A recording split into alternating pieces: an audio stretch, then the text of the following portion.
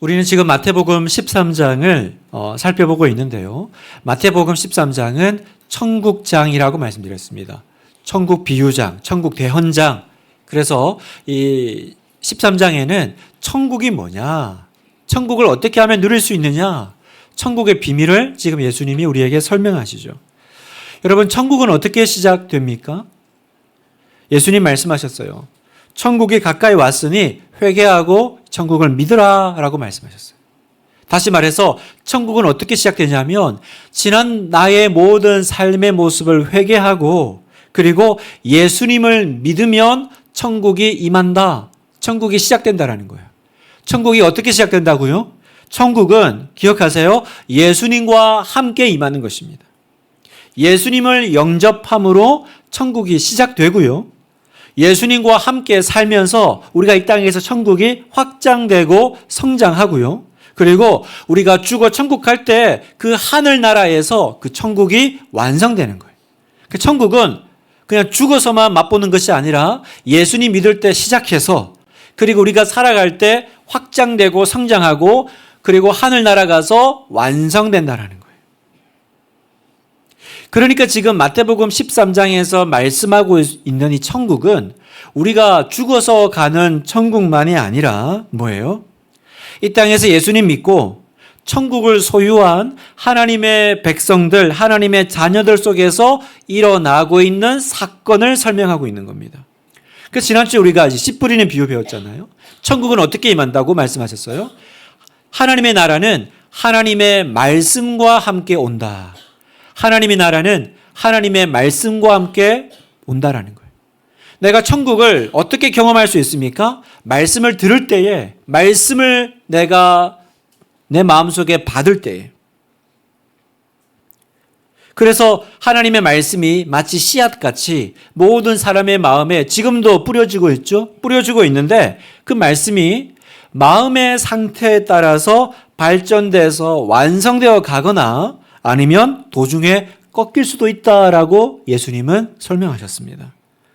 새가 와서 먹어버린다든지 뿌려졌지만 뿌리가 없으니까 조금만 어려움이 생기면 금세 말라 죽는다든지 아니면 유혹과 근심으로 뭔가 나무 같은데 살펴보면 열매는 없는 그런 무성한 푸성기 같은 그런 나무가 된다든지요. 문제는 씨가 아니라 뭐라고 말씀하셨어요? 마음밭의 상태다라고 하셨어요. 그러니 여러분, 열매를 잘 맺으려면요, 열매가 시작되려면 좋은 밭이 돼야 되고요. 좋은 밭이 되려면요, 뭐가 필요해요? 우리의 마음을 기경하고 갈아엎는 일이 필요하다는 거예요. 마치 봄에 다시 이렇게 씨를 뿌릴 때 그냥 맨 땅에 씨 안 뿌리죠. 쟁기로 밭을 갈아엎잖아요. 뒤집잖아요. 그래야 그 씨앗이 뿌려졌을 때 씨가 뿌리를 내리고 열매를 맺을 수 있으니까. 그러니 여러분, 말씀은 잘못이 없어요. 말씀은 생명이 있습니다. 다만 우리가 내 마음을 갈아엎어야 돼요. 뒤집어야 돼요. 그러면 그 말씀이 이제 일하실 거예요. 어떻게 일한다고 하세요? 30배, 60배, 100배로 확장되어 갈 것이다. 내가 그 말씀을 받아들이기만 하면, 내가 내 마음밭을 갈아엎기만 하면 그 말씀이 역사하신다라는 거예요. 이게 지난주까지 이야기였어요. 자, 그러면 여러분, 자, 좋은 밭에 좋은 씨를 뿌렸어요? 그러면 다 된 걸까?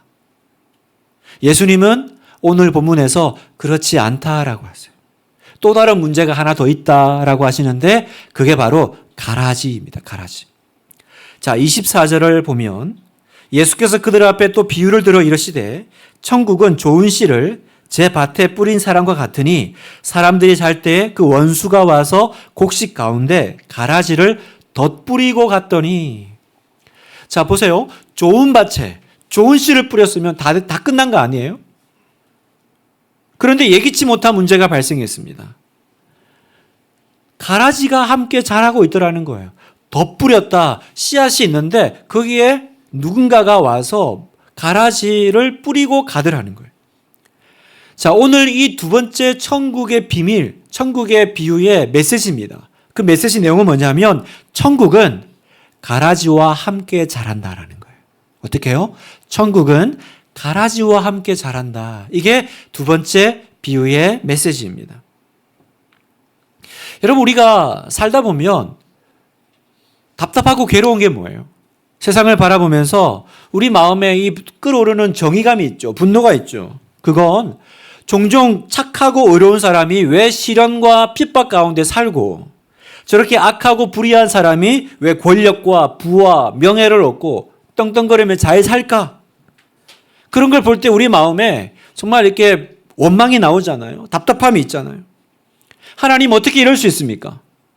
오래 살아야 될 사람은 빨리 죽고 빨리 죽어야 될 사람은 오래 죽는 이 불공평한 일은 왜 도대체 일어나는 거죠? 하나님, 세상은 왜 이렇게 정말 악하고 못돼 먹은 걸까요? 하나님, 이걸 보고 누가 하나님 살아계시다고 하겠어요? 하나님, 어떻게 하나님이 살아계신데 세상이 이렇습니까? 여러분 안에 이 세상을 보면서 그런 답답함이 있지 않으세요? 그런 질문이 생기지 않으세요?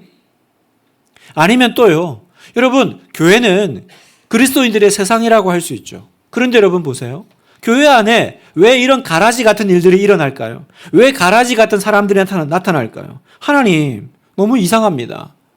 왜 하나님의 성전 안에 하나님의 자녀가 아닌 하나님께 영광 돌리지 않는, 오히려 이 사람 때문에 예수 못 믿을 것 같아요 하는 사람들이 왜 교회 안에 있나요?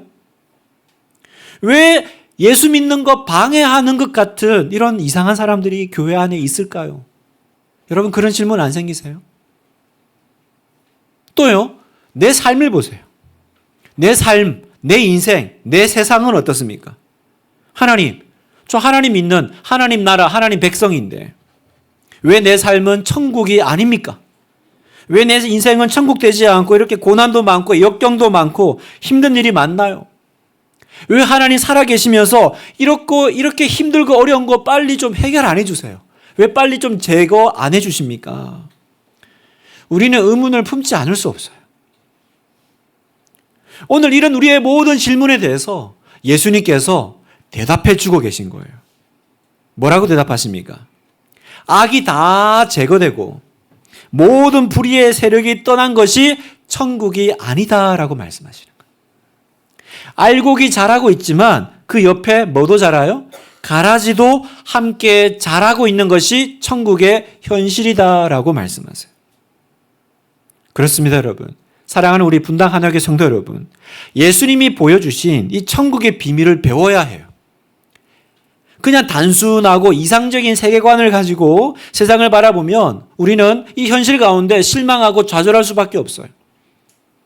예수님이 말씀하시는 그 천국이 무엇인지 천국의 비밀을 배울 때 우리가 지혜롭게 살아갈 수 있는 겁니다. 그럼 우리가 이 부분을 좀 더 자세히 보기 원하는데요. 자, 오늘 이 가라지 비유는요, 이렇습니다. 주인이 앞에도 얘기했듯이 좋은 땅에 좋은 씨를 뿌렸어요. 그리고 이제 시간이 지나서 잘 자라고 있나 확인하러 나갔는데 문제가 생겼습니다. 아무도 뿌리지 않은 가라지가 알곡과 함께 자라고 있더라는 거죠. 그래서 이 집주인의 종들이 물어요. 아니, 왜 이런 일이 벌어졌습니까? 라고 하자 주인이 뭐라고 대답합니까? 아, 이거 원수가 그렇게 한 거야. 우리 원수가 그렇게 한 거야. 그래서 종들이 다시 묻죠. 그럼 어떻게 할까요? 다 뽑아버릴까요, 가라지? 이렇게 묻는 종들에게 주인은 말합니다. 자, 29절 30절. 주인이 이르되 가만히 두라. 가라지를 뽑다가 곡식까지 뽑을까 염려하노라. 둘 다 추수 때까지 함께 자라게 두라. 추수 때에 내가 추수꾼들에게 말하기를 가라지는 먼저 거두어 불사르게 단으로 묶고 곡식은 모아 내 곡간에 넣으라 하리라. 어떻게 처리할까요? 저희가 얼른 가서 이거 다 가라지 뽑아낼까요? 라고 하니까 뭐라고 해요? 알곡이 상할 수 있어. 그러다가 일단 추수할 때까지 그냥 두라라고 얘기하시는 거예요. 자, 여러분, 이 비유를 정확하게 이해하려면 우리가 이 가라지에 대해서 좀 알아야 돼요. 여러분, 이 가라지는 잡초하고 다른 겁니다. 벼와 비슷한 풀인데요, 독성이 있어요. 그래서 사람이 먹으면 현기증과 구토를 일으킨대요. 그래서 일명 독보리라고 부르기도 합니다. 이 가라지가 고약한 건요, 자라면서 알곡뿌리와 같이 엉켜서 자란다라는 거예요.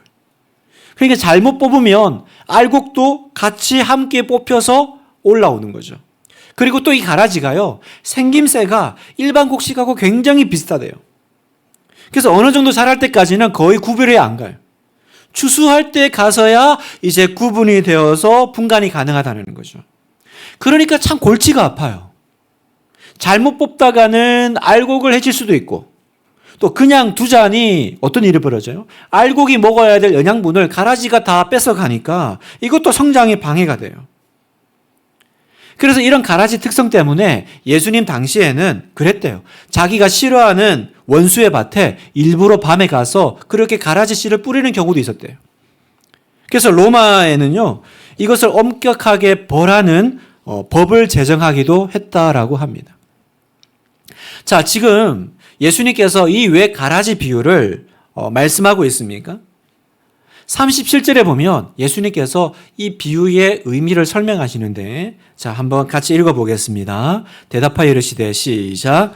대답하여 이르시되, 좋은 씨를 뿌리는 이는 인자요 밭은 세상이요 좋은 씨는 천국의 아들들이요 가라지는 악한 자의 아들들이요 가라지를 뿌린 원수는 마귀요 추수 때는 세상 끝이요 추수꾼은 천사들이니.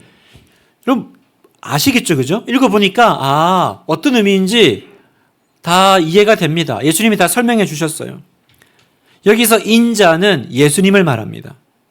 좋은 씨는 천국의 아들들이래요. 다시 말해서 주님이 선택하시고 구원하신 신실하신 하나님의 백성들, 정말 좋은 크리스찬들을 말하는 거죠. 어떻게 시작되었습니까? 이 좋은 씨를 뿌리신 인자, 예수 그리스도, 그 예수님의 말씀을 받아 좋은 씨앗들이, 열매들이 자라고 있죠. 자, 문제는 이 모든 것을 방해하는 대적들이, 세력들이 반드시 있다라고 말씀하십니다. 원수, 곧 마귀입니다. 여러분, 마귀가 하는 일은 뭐예요? 하나님의 하시는 일을 대적하고 방해하는 거죠. 그러면 하나님의 일을 마귀는 어떤 식으로 방해할까요? 그렇습니다. 예수님이 심어놓은 씨앗을 하나님의 아들들이, 자녀들이 자라지 못하도록 방해하는 것이 마귀의 궁극적인 목적이라는 거예요.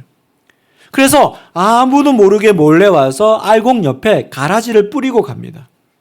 무슨 말이냐면 천국이 시작되는 곳에는요, 언제나 거기에 대적하고 방해하는 마귀의 공격도 분명히 있다라는 것을 지금 오늘 우리에게 예수님이 말씀하고 계신 거예요. 뒤늦게 집주인의 종들이 가라지의 존재에 대해서 알게 됐습니다. 그리고 패닉에 빠지죠. 왜냐하면 우리는 그런 걸 뿌린 적이 없거든요. 분명히 좋은 것만 심었는데 왜 이런 가라지가 생겼을까 이해할 수가 없어요. 여러분, 오늘날 사탄의 역사가 꼭 이렇습니다. 언제 어떻게 들어왔는지 모르겠어요. 이해할 수 없는 틈을 타서 세상뿐만 아니라 교회 안에도, 내 삶 가운데도 이렇게 들어옵니다. 들어와서는 어떤 일을 벌여요? 선한 일을 하고 기도하고 은혜 받고 있는데 달려 들어가지고 우리의 믿음을 흔들어 버려요. 무슨 일이 벌어진 거예요? 가라지가 지금 내 주변에 뿌려지고 있다라는 것입니다.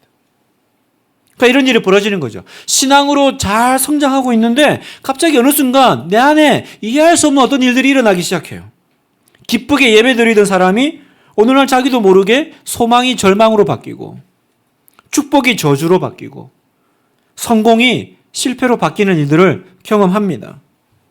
잘하고자 하고 시작했는데 결과가 나빠져요. 뿐만 아니라 갑자기 그렇게 사랑스러웠던 형제가 미워지기 시작하고요. 은혜로 함께 시작했던 사람들이 사람들 사이에 오해와 원망이 밥 먹듯이 일어나기 시작합니다. 여러분, 이런 내가 뭔가 이해할 수 없는 일들이 우리 가운데 일어날 때, 그렇잖아요. 내가 뿌리지도 않은 일이에요. 그런 일들이 일어나기를 원한 사람 아무도 없잖아요. 그러니까 원하지 않은 어떤 일들이 우리 안에 이해할 수 없는 일들이 일어날 때 그때 깨달아야 해요. 뭘 깨달아야 합니까? 가라지가 뿌려졌구나. 마귀가 들어와서 지금 내 마음을 이렇게 바꾸고 있구나. 여러분, 이럴 때 중요한 건요, 인간적으로 그럼 어떻게 하면 좋냐 이렇게 패닉에 빠지는 것이 아니라 빨리 영적으로 기도하면서 원인을 규명해야 합니다. 종들은요, 자기들끼리는 원인을 알 수 없었어요. 아니, 왜 이런 게 생겼지? 그래서 어떻게 알아요? 집주인에게 물어보니까 원수가 그랬다라고 알려주죠. 무슨 말이에요?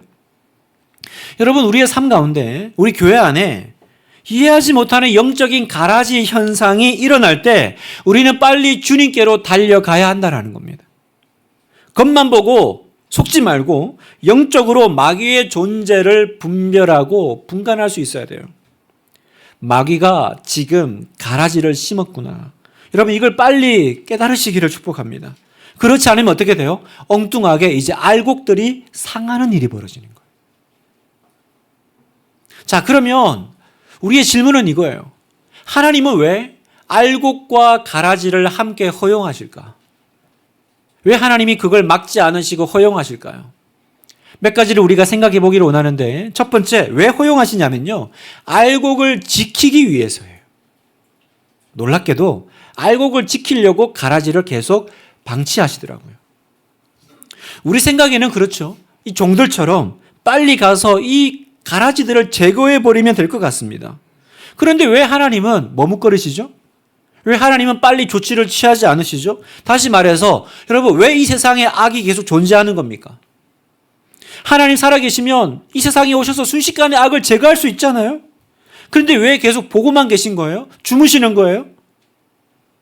사람들은 그래서 하나님에 대해서 분통을 터뜨립니다. 뭐하고 계시냐, 살아계시면서. 여기에 대한 예수님의 대답이 뭡니까? 29절 같이 읽겠습니다. 시작. 주인이 이르되 가만두라. 가라지를 뽑다가 곡식까지 뽑을까 염려하노라. 둘 다 추술 때까지 함께 자라게 두라. 자, 여기 보세요. 왜 예수님은 가라지를 뽑지 말라고 하세요? 빨리 제거하는 게 능사 아닙니까? 왜 뽑지 말라고 하세요? 앞에 제가 가라지의 특성을 얘기했잖아요. 여러분, 가라지를 제거하는 일은 단순한 일이 아니에요. 가라지는 처음에는 알곡처럼 보여요. 그래서 구분이 잘 안 돼요. 그리고 나중에 이 알곡과 가라지가 구분될 때는 이미 가라지의 뿌리가 알곡의 뿌리와 뒤엉켜 있을 때예요. 그러니까 정체가 드러났을 때는 이미 그 뿌리가 알곡 뿌리에 깊숙이 들어가 있으니까 이때 가라지를 뽑으면 어떻게 된다고요? 알곡도 다치는 일이 벌어지는 거예요. 그래서 그만두라고 하는 거예요. 무슨 말이냐면 하나님은 10가라지 제거하는 것보다 한 알곡 지키는 걸 더 중요한 거예요. 하나님은 10악 제거하는 것보다 나는 네가 다칠까 봐 나는 너를 더 보호하기를 원해. 그게 하나님 아버지의 마음이라는 거죠. 우리는 그렇습니다. 하나님, 어서 빨리 오셔서 당신의 좀 공의를 행하시고 이 불의와 이 죄악들을 불태워 버리소서. 이렇게 요청하지만 주님은 그 과정에서 혹여나 당신의 알곡이 다칠까 봐 염려하세요. 자칫 가라지를 처리하다가 당신의 백성이 다치는 것을 원치 않으시는 거예요. 여러분 보세요. 빨리 하나님이 처리하셨으면 좋겠습니까? 빨리 주님이 오셔가지고 다 끝내버리시고 정리해버리시면 좋겠어요? 그런데 여러분, 이 질문이요. 여러분은 괜찮으세요? 우리는 괜찮습니까? 하나님이 그 악을 처리하시고 심판하실 때 나는 그 심판에서 자유하나요? 우리는 그런 게 있는 거예요. 하나님 심판해 버리세요. 근데 나는 거기에 전혀 들어가 있지 않다라고 생각한다는 거죠. 여러분, 지금 주님이 오시면 큰일 날 성도님들 꽤 많습니다. 그래서 폴 리틀이라는 신학자는 이렇게 얘기했어요. 하나님이 오늘 밤 모든 악을 제거하기로 정하신다면 우리 중 누가 오늘 밤을 무사히 넘기고 살아남을 수 있을까? 무슨 말이에요? 끊어야 되는 거 알면서도 지금도 끊지 못하는 사람들. 이거 죄인 줄 알아요. 그러나 이거 정리하지 못하고 있는 사람들 어떻게 해야 되죠? 주님이 지금 악을 멸할 능력이 없어서 멸하지 않고 있다고 생각하지 마세요. 여러분 때문이에요. 여러분 기다리고 계신 거예요. 우리를 사랑하셔서 우리가 빨리 알곡으로 성장하도록 그 죄 끊어버리고 하나님 앞에서 바르게 설 수 있도록 지금 보류해 두신 거죠. 빨리 회개하고 돌아오기를 지금 기다리고 계신 거예요. 그러니 지금 여러분, 우리가 해야 될 일은 뭡니까? 우리의 책임은 뭐예요? 하나님, 빨리 가라지 뽑아버리세요가 아니라 뭐 해야 돼요? 하나님, 제가 지금 알곡되게 해주세요. 제가 알곡되어야 합니다. 여러분, 이 지상에서 악을 제거하는 빠른 방법은 우리가 빨리 의롭고 거룩하고 성결하게 사는 거예요. 그러면 주님은 지체 없이 오셔서 이 세상을 심판하실 거예요.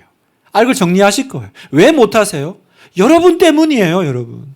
여러분 빨리 돌아와서 예수의 제자로 하나님의 백성답게 살라고, 그 믿음 가지고 그런 신앙생활 가지고 살면 안 된다고. 여러분 지키려고 가라지 참고 계시는 거예요. 두 번째, 더 좋은 알곡 되게 하려고 허락하신다는 겁니다. 지금 가라지를 뽑지 않는 이유는요, 가라지로 인해서 오히려 알곡이 더 강하게 자랄 수 있기 때문입니다.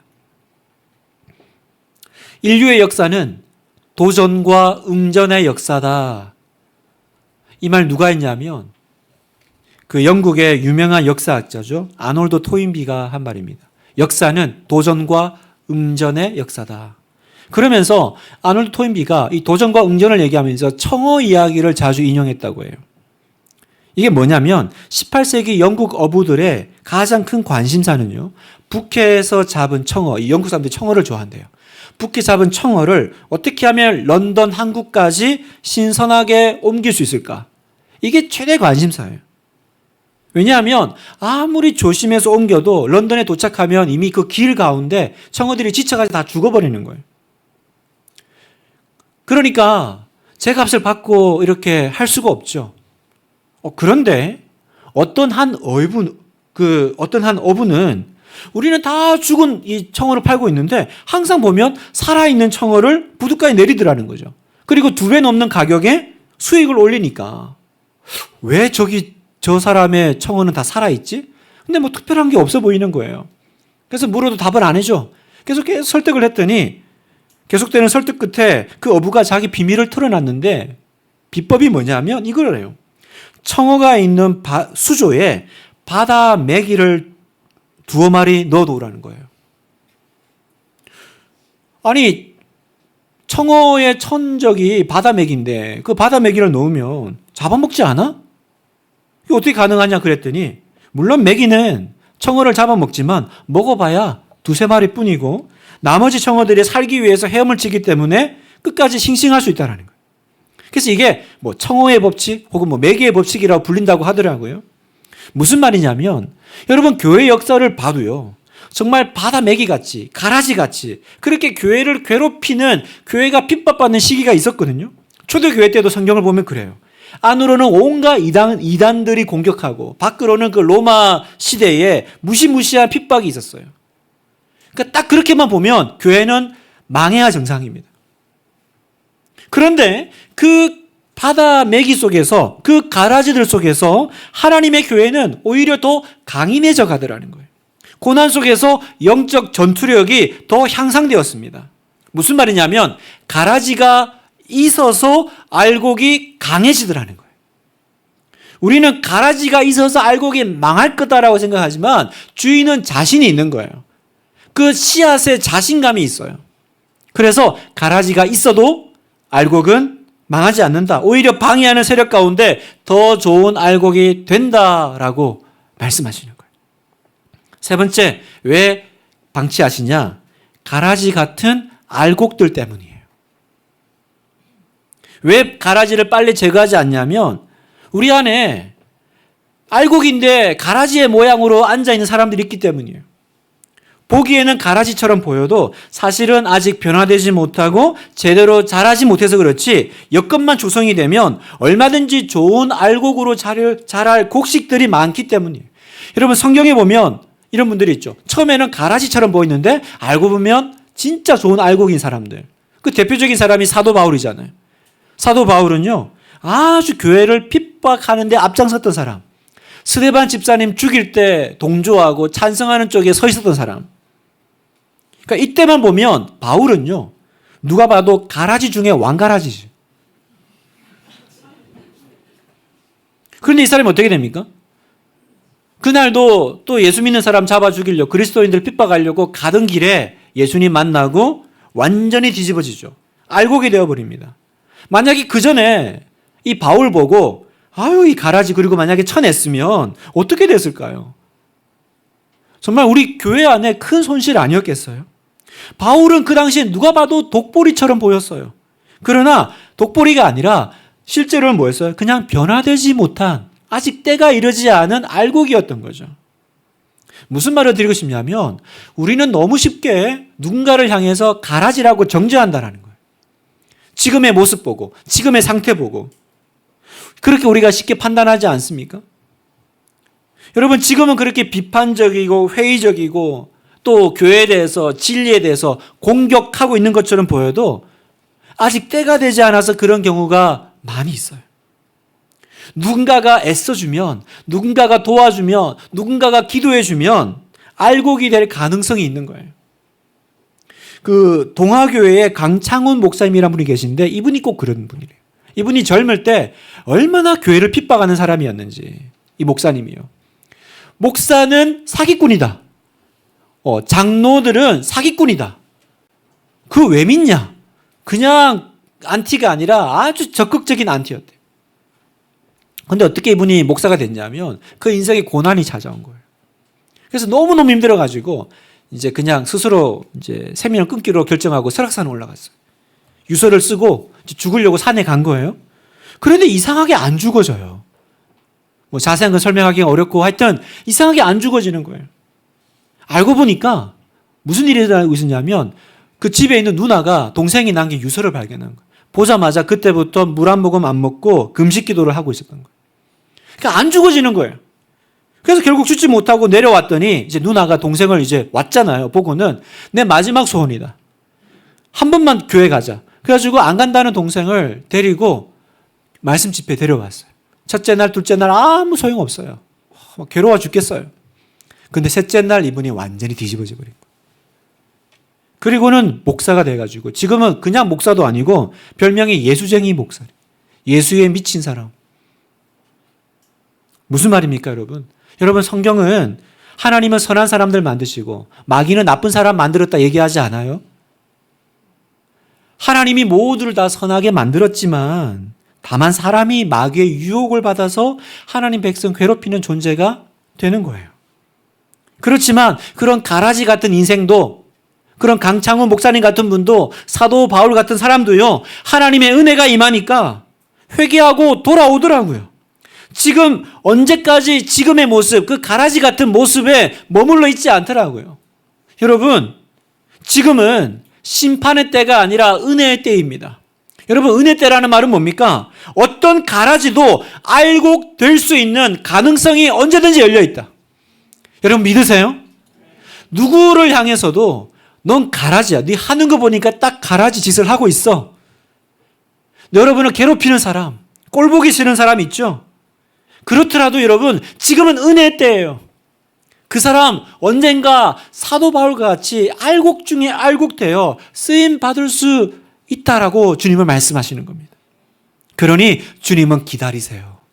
그 가라지 같은 그 인생이 알곡 되는 날이 오기를 주님이 지금 참고 심판하지 않고 또 기다리고 계신 거예요.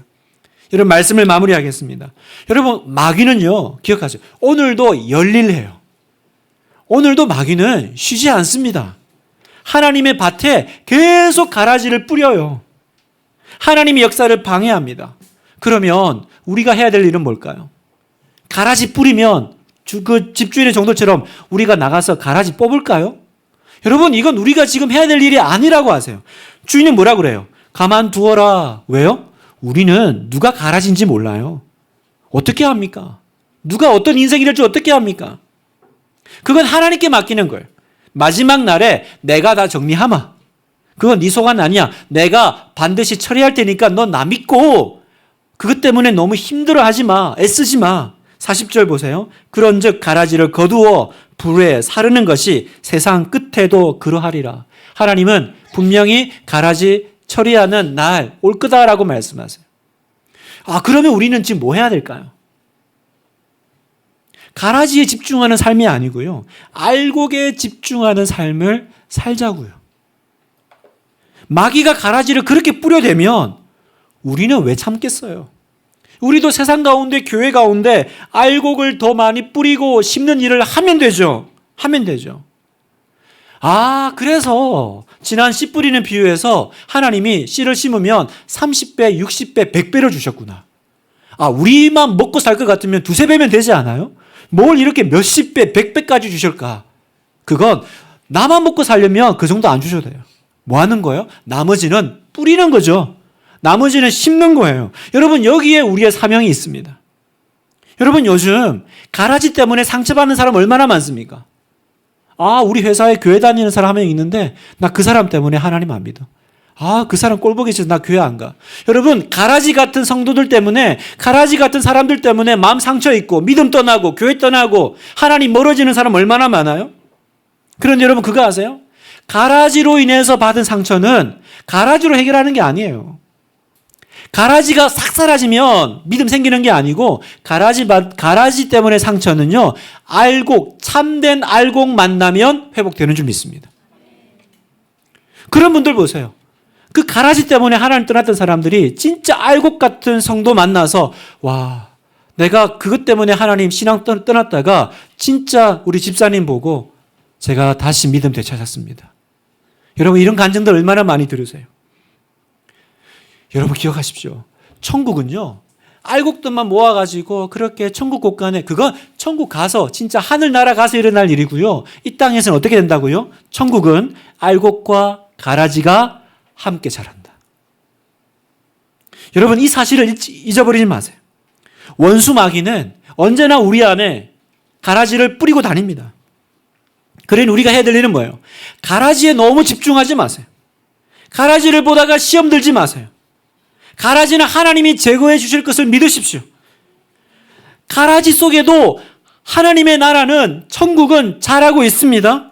그럼 내가 해야 될 일은 뭘까요? 알곡되면 되죠. 내가 참된 알곡으로 바로 서 있고 오늘도 내가 그 알곡들을 뿌리는 그 사역들을 멈추지 않으면, 여러분, 그 밭의 운명은 가라지가 결정하지 않습니다. 여기 성경에 보면 가라지를 단으로 거둬요. 얼마나 많으면 그냥 한두 뿌리가 아닌가 봐요. 여기도 얼마나 많은지 몰라요. 지금 가라지 반, 알곡 반인지 모르지만, 알곡 여러분, 오늘따라 유달리 얼굴들이 다 동글동글해 보이십니다. 알곡 여러분, 밭의 운명은 가라지가 결정하지 않더라고요. 알곡이 결정하는 거예요. 하나님이 결정하는 줄 믿습니다. 그러니 왜 가라지가 생겼지? 왜 이런 일이 있지? 여러분, 원수가 그렇게 뿌리고 있는 거예요. 그러나 우리가 그 가라지에 집중하지 않고 알곡에 집중하면 우리 안에 천국이 경험될 줄 믿습니다.